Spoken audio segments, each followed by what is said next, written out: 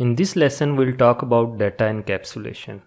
It is a technique to hide data that prevents its access outside the class. So far, we have seen that we can always access any data outside the class. Let's first see why we would need to hide some data.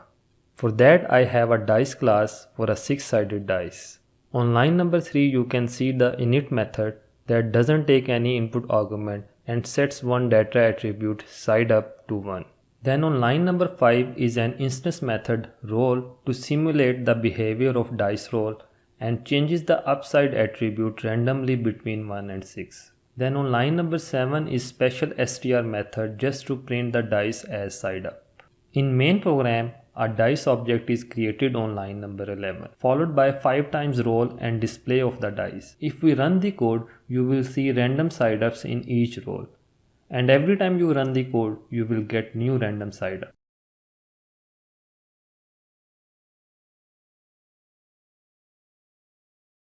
But in main program, if we set the side up to 6 after the roll method and run the code, you will see a 6 as side up in each 5 rolls, no matter how many times you run the program. This is kind of misuse of the roll method.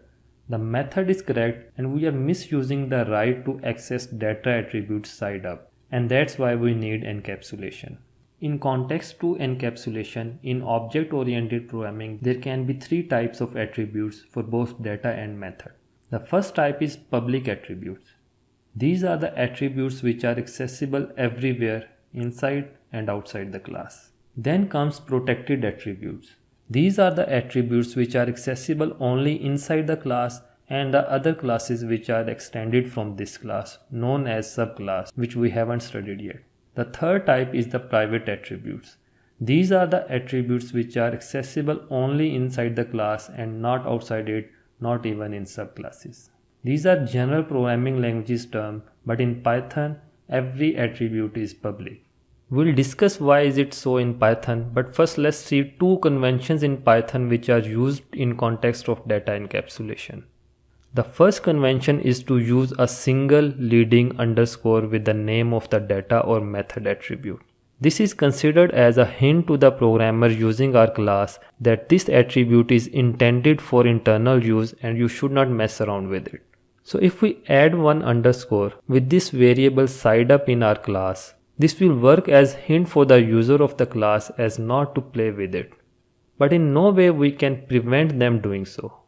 So the programmer can just ignore this hint and can change its value as we do here, and the program will still display 5 6s.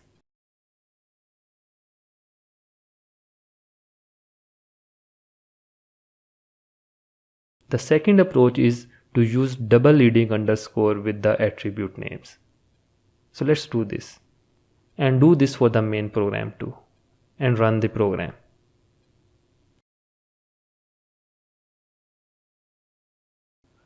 You will see it is not all 6s although we change the attribute to 6 in main program. The way this convention works is that Python does name mangling to the attributes with double underscores, which means that it assigns a new name to these attributes outside the class. So double underscore side up is not double underscore side up outside the class. Don't get confused with line number 14 because the double underscore side up is added to my dice as new attribute, as we can add any new attribute to object outside the class, and here it is not the double underscore side up inside of the class. To make it clear, let's simply try to print double underscore side up in main program.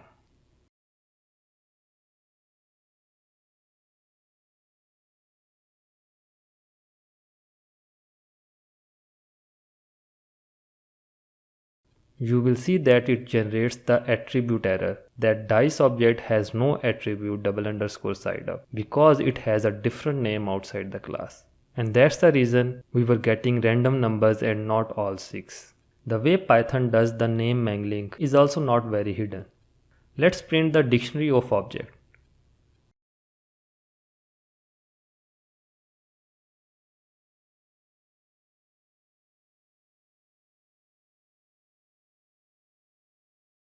You will see that it has one attribute and it is something like underscore dice double underscore side up and the value is 1. So the name mangling procedure of Python is to add underscore class name before the attribute names starting with double underscore. That means if I change double underscore side up attribute as underscore dice double underscore side up and change it to 6, you will see that it will again print all 6. So we can still access the class attribute but with a little more effort. Now let's talk about why Python doesn't support private attributes like many other programming languages. Python takes it as programmers' trust-based attitude.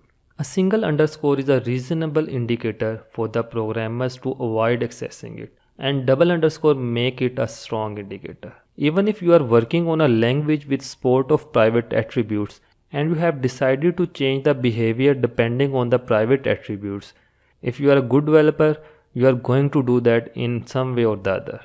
Simplest of all could be changing the class code. So no one can stop a programmer to make a change once he has decided that. Therefore, Python believes not to include this in a hard way and has two conventions that we have explored. That's all from this lecture. Thanks for watching.